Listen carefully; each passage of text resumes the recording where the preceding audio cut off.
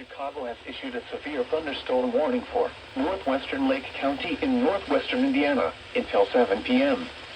At 6:14 p.m., a severe thunderstorm was located over Hammond, moving east at 40 miles per hour.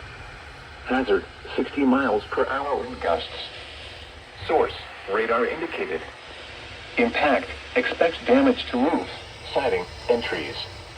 Locations impacted include Hammond, Gary, Merrillville, East Chicago, Hobart, Highland, Munster, Griffith, and Lake Station.